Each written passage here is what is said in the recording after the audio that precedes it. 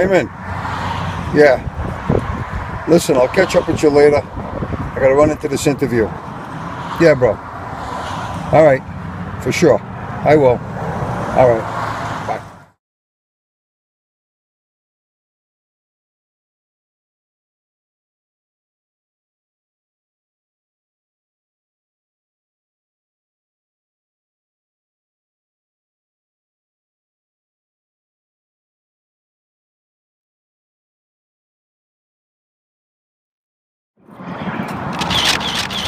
Please.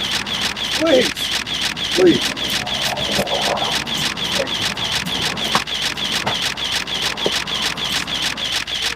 There's no. Hi, and welcome to the Chaunty Show, Season 3. It's going to be amazing. Today, here with me, I'm lucky enough to have the amazing, the ever-talented, and the epic Billy V. Thank you so much, Chaunty. Great to be here. No I'm problem. glad I found you. I'm glad you're I here. thought I was going to the North Pole for a little while, but I'm Yeah. glad I made it the trip. It's well worth Pretty it. far up here, yeah. That's okay. You're well worth it, kid. Thank you. You're welcome. You're the best. Oh my gosh.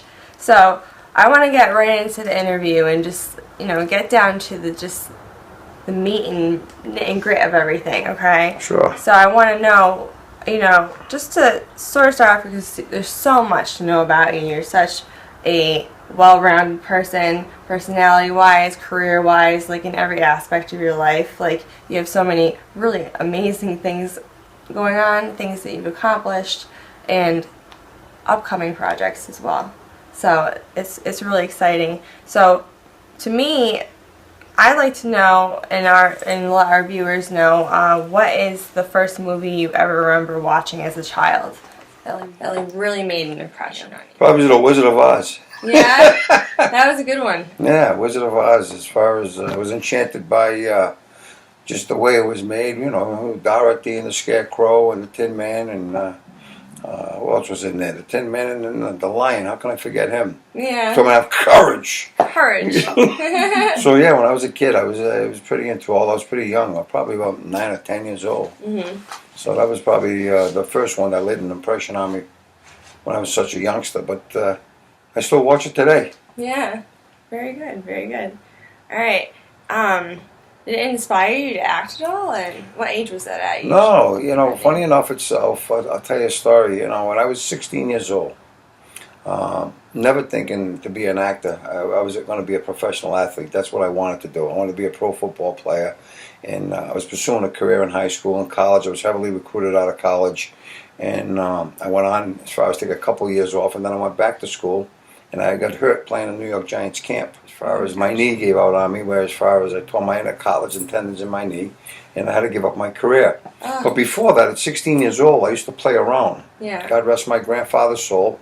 I used to take his old fedora hat with his old trench coat, tweed trench coat, put on a pair of leather gloves, and I used to stand in front of my mother's bedroom mirror, making believe that I was some kind of mafia don. I don't know, maybe it was because The Godfather or whatever it may be back in 73, 74.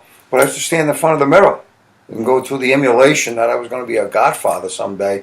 And it was just something that always played in the back of my mind. And then, believe it or not, just 7 years ago, through all my careers, I've had some great stuff going on. They thought I had cancer. The left side of my neck. They took out the left side of my thyroid. I'm sorry. And the doctor walked in when the preliminary things were going on, and he said to me, "Listen, as far as I'm not sure what it is, but it's aggressive, and it may be cancer. You should do wills and property distributions." So she's talking to me. Mm-hmm. Do wills and property distributions. I got to give everything I worked so hard for away. It was just a tough realization. So at that point, I sat back and I gave a good hard look at my life. And at the time I was married, and I have my beautiful daughter Victoria. And I looked at my life and I was unhappy being married.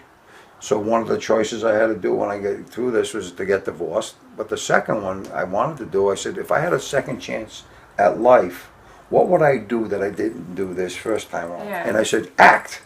Yeah. And sure enough, I went through the operation. And I had to wait 9 weeks for the results to find out, which as far as if I had cancer or not. Wow. And thank God it came back benign. Oh, And once that was done, I got my divorce, and I enrolled in acting school. That's amazing. And from that point on, I just made the commitment and then never turned back. Good for you. And that's how I found acting. Yeah, you just chased what your heart wanted. I did what I felt I was compelled to do, and coincidentally so, who thought after all those years of wearing, when I was 16 years old, wearing my grandfather's trench coat and his fedora hat, that I would eventually play a Godfather in a series, a web series called Fedoras. Yeah. And I played a mafia don, which we can talk about later on, but talk about how life emulates art. It was just like a will to be. And sure enough, I haven't turned back since. That's amazing. Yes. That's very cool. That's an interesting. So don't waste your life. Exactly. Don't wait until you have that second chance before you. Some start people don't get a doing- second chance. Exactly, which is scary.